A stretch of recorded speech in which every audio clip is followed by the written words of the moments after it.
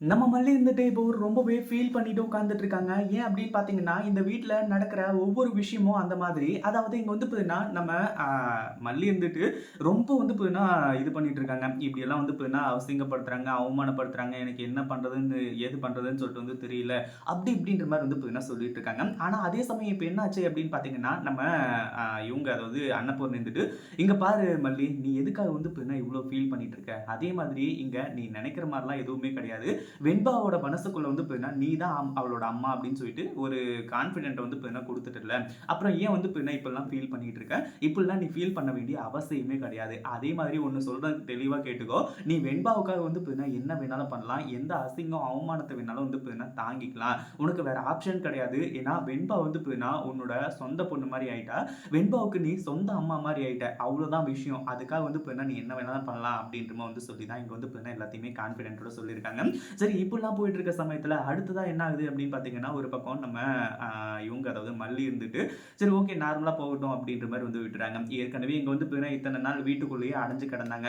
ஏன்னா அந்த மேடம் வந்து நீங்க வந்து பார்த்தீங்கன்னா, இந்த சாட்டர்டே, சண்டே, ஃப்ரைடே இந்த மாரி நாள்லாம் வந்து பார்த்தீங்கன்னா, வெளிய போற மாரி இருந்துச்சு அப்படின்னா, அது எல்லாத்தையுமே கொஞ்சம் அவாய்ட் பண்ணிக்கோங்க. ஏன்னா வந்து பார்த்தீங்கன்னா, நாங்க இங்க வந்து உங்கள அப்சர்வேஷன் பண்ணி, கடைசியில வந்து பார்த்தீங்கன்னா, எல்லாத்தையுமே தெளிவா வந்து பார்த்தீங்கன்னா, நான் ரிப்போர்ட் குடுக்கணும். அதனால கொஞ்சம் கோஆப்பரேட் பண்ணுங்க அப்படின்ற மாரி சொல்லியிருந்தாங்க.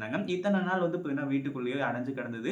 எல்லாருக்குமே ஒரு மாதிரியாவே இருந்துட்டு இருந்துச்சு. அதே மாதிரி வந்து பார்த்தீங்கன்னா, நம்ம வெண்பா இருந்துட்டு, டாடா நம்ம எங்கேயாச்சும் வந்து பார்த்தீங்கன்னா, வெளிய போவோமா? அப்படின்ற மாரி வந்து பார்த்தீங்கன்னா, நம்ம விஜய் கிட்ட கேட்குறாங்க. அதுக்கு விஜய் வந்துட்டு, ஓகே போலாம் அப்படின்ற மாரி வந்து சொல்லிட்டு இருக்காங்க. அந்த ஒரு டைம்ல மல்லி அம்மாவையும் கூட்டிட்டு போலாமா? அப்படின்ற ஒண்ணையும் கேட்குறாங்க. எதுக்காக இது நடக்குது அப்படின்னு பார்த்தீங்கன்னா, ஏன்னா மல்லிய கூட்டிட்டு போனா அடுத்து வந்து பார்த்தீங்கன்னா, அங்க நல்ல விஷயம்லாம் நடக்கும். அதே மாரி வந்து பார்த்தீங்கன்னா, மல்லி அம்மாவ விஜய் டாடா வந்து புரிஞ்சுக்குவாங்க. அப்படின்ற காரணத்துக்காக தான் வந்து பார்த்தீங்கன்னா, இப்போ வந்து கூப்பிட்டுட்டு போறாங்க. அடுத்ததா என்ன ஆச்சு அப்படின்னு பார்த்தீங்கன்னா, வேற வழி இல்லாம இங்கேருந்து வந்து பார்த்தீங்கன்னா, நம்ம விஜய் இருந்துட்டு வெண்பாவுக்காக, "சரி வெண்பா நீ சொல்லிட்டல்ல, ஓகே மல்லிய கூட்டிட்டு போலாம்." அப்படின்ற மாரி வந்து சொல்றாங்க. ஏன்னா மல்லியால தான் வெண்பா வந்து பார்த்தீங்கன்னா, இப்போ முழுசா அதாவது எந்த ஒரு பிரச்சனையுமே இல்லாம தனக்கு வந்து பார்த்தீங்கன்னா, மகளா கிடைக்க போறாங்க அப்படின்றதுல எந்த ஒரு சந்தேகமும் கிடையாது.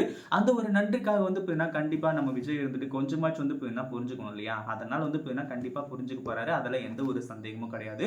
அடுத்ததா என்னாச்சு அப்படின்னு பார்த்தீங்கன்னா, ஒரு பக்கம் நம்ம விஜய் வந்து இப்படி சொன்ன உடனே, நம்ம மல்லிகை கிட்ட வந்து பார்த்தீங்கன்னா, விஜய வந்து கேட்க சொல்றாங்க.